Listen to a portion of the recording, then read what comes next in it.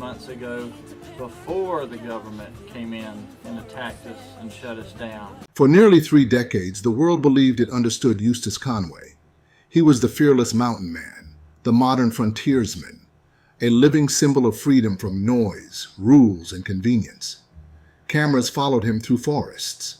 Audiences watched him build shelters by hand, guide horses across rough land, and teach ancient survival skills as if time itself had bent around him. To most people, his life looked pure, simple, and completely transparent, but that image was only half the truth. Behind the legend Eustace Conway presented to the world, there was another life quietly unfolding. A second world shaped not just by rivers and trees, but by paperwork, money, pressure, isolation, and contradiction. And for nearly 30 years, that side of his story stayed mostly hidden. Not because he was lying, but because the truth was far more complicated than the myth people wanted to believe. When the first cracks appeared, they were subtle, easy to ignore. For years, Conway proudly told the story of crossing the entire United States on horseback in just over 100 days. It was the kind of tale that felt legendary, the kind that made people lean in and imagine endless trails, blistered hands, and unmatched endurance. But when historians and researchers looked closer, they found earlier riders who had completed similar journeys faster. That didn't erase Conway's accomplishment, but it introduced doubt. Was the story fact, or had memory and storytelling blended together over time? That question lingered, and once it appeared, people started watching more carefully. More cracks followed when his philosophy was examined alongside his reality. Conway preached against consumer culture. He warned about waste, excess, and dependence on modern systems. He urged people to live simply, work with their hands, and reconnect with the land.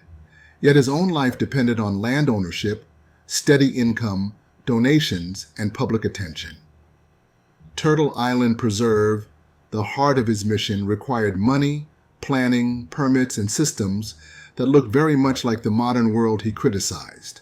People paid to attend his camps, media exposure brought visibility, donations and public programs kept the preserve alive. None of this made him a fraud, but it did reveal something uncomfortable. He wasn't living outside society. He was balancing on the edge of it, moving between two worlds that didn't fully agree with each other. Then came the legal battles. In the early 2010s, local authorities inspected Turtle Island and declared many of its natural structures non-compliant with building codes. Cabins built from logs and earth didn't fit modern regulations. The preserve was forced to close temporarily. For Conway, it felt like an attack on everything he stood for. He had built the place as a sanctuary for learning and reconnection with nature. But to the state, it was land governed by laws that applied no matter how noble the intention. Soon after, he was arrested during a property boundary dispute. It was a jarring moment. The calm, philosophical teacher suddenly stood in conflict with law enforcement. It reminded everyone watching that even those who try to escape society are still subject to its rules. You can live close to nature, but you can't live untouched by humanity. Behind these public events, an even quieter mystery remained. Despite decades in the spotlight, almost nothing was known about Conway's personal life. No confirmed marriage, no children, no long-term partner publicly acknowledged. Friends and followers spoke of him with admiration, sometimes reverence, but his private world stayed sealed. Some believed he chose solitude to protect his mission.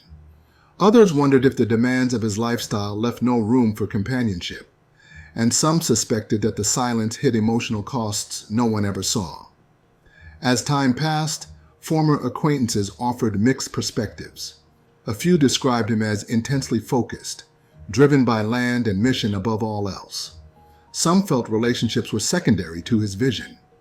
Others said the isolation was simply the price of choosing a life so far from ordinary society. None of these voices told the full story, but together they painted a more human picture. A man driven by purpose, but not untouched by sacrifice. The deeper people looked, the clearer the truth became. Conway wasn't living one simple life. He was living two. In one world, he rode horses through forests, started fires by hand, and taught ancient skills under open skies. In the other, he faced legal codes, financial pressure, staff management, permits, critics, and public expectations. He rejected modern excess, yet depended on modern structures to keep his dream alive. He taught independence, yet carried responsibilities that tied him tightly to the system. This tension wasn't hypocrisy, it was reality. Living completely off-grid is nearly impossible, especially when protecting land, teaching others, and running a preserve that spans hundreds of acres. Conway's real struggle wasn't hiding a secret identity. It was holding together two opposing worlds without letting either collapse. That constant balancing act took strength most people never had to develop. And still, the biggest mysteries remain. When the cameras shut off, what does his life really look like? Who shares the quiet moments? Who witnesses the exhaustion, the doubt, the loneliness? Those questions remain unanswered, not because Conway owes the world explanations, but because privacy may be the last piece of freedom he has left. The untold truth is that his double life began long before fame. Raised in South Carolina by parents who believed the world itself was a classroom, Conway learned early to trust nature as a teacher. By 17, he left conventional life behind and lived full-time in a teepee. He didn't reject education either. He mastered it, earning degrees while living primitively, becoming fluent in both academic thought and wilderness skill. That duality defined him from the start.